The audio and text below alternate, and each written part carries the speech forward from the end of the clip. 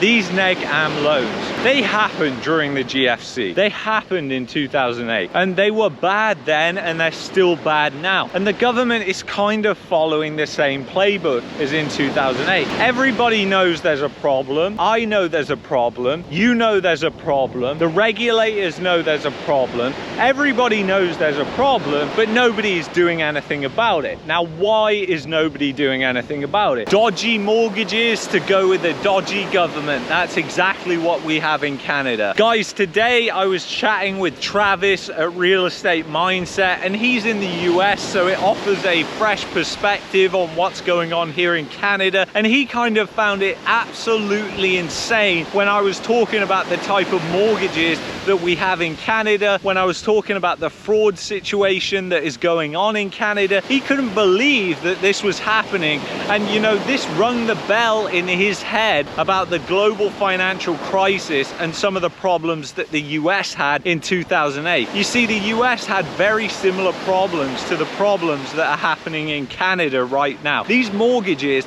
are really, really bad. It's just that a lot of people don't want to call a spade a spade. And a lot of people have interests because the banks provide so much funding for these different people, and the banks also provide so much advertising revenue for different financial media outlets. So it's very difficult for them to offer an unbiased perspective on what's going on in the financial system right now. But the thing is, we have hundreds of billions of these negative amortization loans. Nobody really knows what's going to happen with these loans.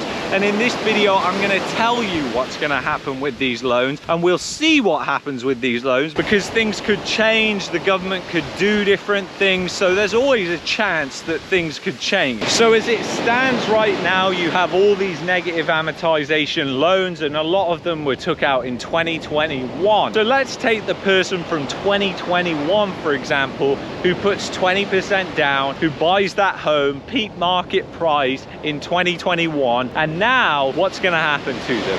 Well, really, nothing's going to happen to them for a long time, because if you're with 3 of the banks, then they are going to allow that to negatively amortize. They're not going to do anything as of right now. But when you come to renew, your loan balance could have increased so much that you owe the bank money, and you have to make a lump sum payment to then bring your mortgage back in line with banking regulation. So in Canada, a mortgage can't go beyond a 30-year amortization. Now, they've tried 40-year amortizations before, and it was a complete disaster. And that will never happen again unless the government is subsidizing it like they were back then, because it is hugely risky for the banks, because there is so much interest at the front end of that loan. But anyway, regardless, so that person who bought in 2021, in 2026 could be renewing their mortgage, and let's say their home price was flat. Let's say it went down, but it went back up, and now they're flat. They're at break even if they try and sell the home. Well, the problem is they could owe a lot of money on that mortgage, depending on where interest rates remain. And I would say that we're probably going to see rates come down. They might go really low, but then they might come up very, very quickly again as soon as the government announces more fiscal support, because the government now believes that they have to be the one to come in and bail out the system. In the past, like in 2008, it was the central bank that came out and bailed out the system. The central bank was doing all the bailouts, but now that doesn't work. The central bank is utterly powerless in this situation. The only thing they can do is monetize the government deficits, and then that creates inflation if the government then goes and issues that as stimulus. And it doesn't have to mean direct transfer payments. Stimulus doesn't mean direct transfer payments.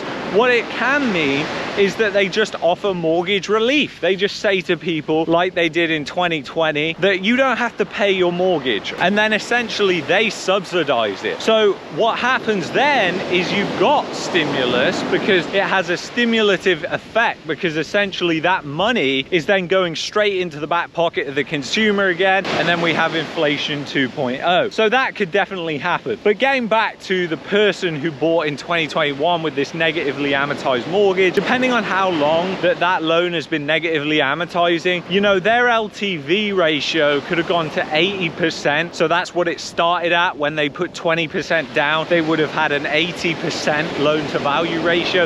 It could have gone from 80% to 110%. And then let's say interest rates go down, well, that could mean that it could have gone down a little bit. So let's say that their loan to value ratio is at 90% when they renew. They would then owe a massive lump sum payment to the bank. And depending on their home value, depending on how high they bought this home, because as we know, in pretty much every city in Canada, home prices are expensive. And in 2021, people were paying top dollar for these homes. And not only that, people were overextending themselves for these homes. So essentially what happened is you had a lot of people that were overextending themselves and they were buying these homes. It drove up the prices. You had this speculative mania that happened, and that meant that you could have somebody with a $1 million mortgage. So let's say, to make the maths easier, this guy has a $1 million mortgage. Well, essentially that could mean he could owe $100,000 to the bank if he wants to renew his mortgage. Not only that, he has to then requalify. Now, there's a lot of shady things that go on in the Canadian financial system on renewal of mortgages. One is that the banks don't do credit checks. Now, a lot of people might think, this is great, Luke, because if you're in financial distress,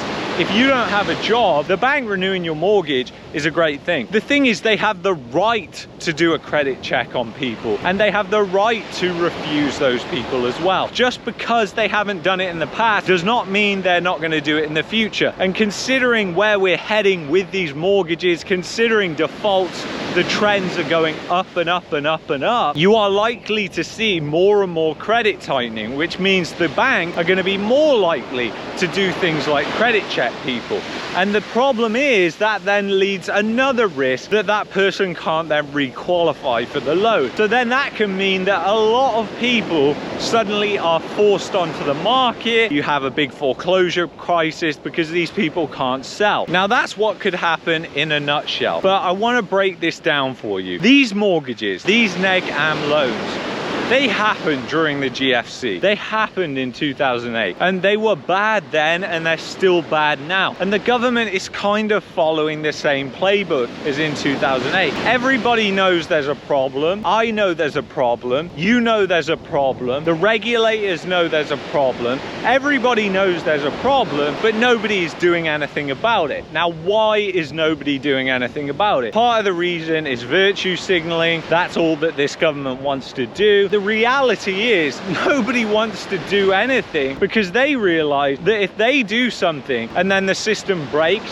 they are going to be blamed for that. So nobody wants the responsibility of being blamed for that. And they know and understand how big the housing market is for Canada economically, and how big the housing market is in Canada for the financial system. And they probably know and understand that it's all going to break. Nobody wants to be responsible for that. So they're basically just waiting for the system to break, and then they're going to come in and do whatever they want to do in order to try and fix the financial system. But as we know, in 2020 and in 2021, did they do a very good job of fixing things? No, they didn't. They always do a terrible job. This is the government that we are talking about. So if you think the government is going to come in and fix things, if you think the central bank is going to drop rates down and that's just going to miraculously fix everything that's going on right now, you are out of your mind. You are literally out of your mind. Or should I put it differently, the probability of that happening is extremely low. The more likely thing to happen is the government will come in,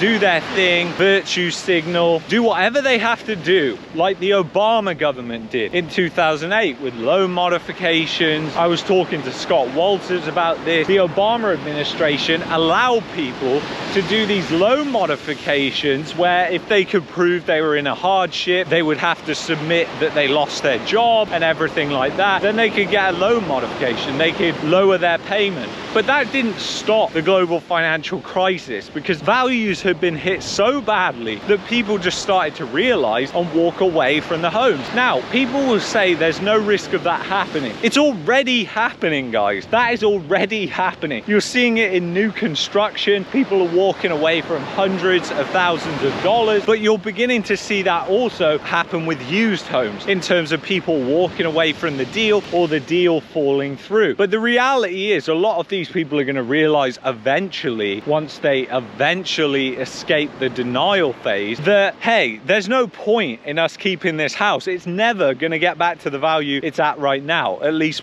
that's what they'll think in their head, and they'll just say, no, you know what, we've had enough of it. And a lot of them will probably just leave the country. There is a significant risk that a lot of these people will just up and leave the country, because if push comes to shove and they fall on hard times, they don't have the support networks here in Canada, and they will just leave the country. And then maybe they'll come back in 10 years and have a fresh, clean slate to work off. If you're looking for a VPN, go to expressvpn.com/marketmania. You need a VPN to get around the censorship laws in Canada, unfortunately. If you've enjoyed this video, you might like this video here, you might like this playlist here. I want to thank you so much for watching this video.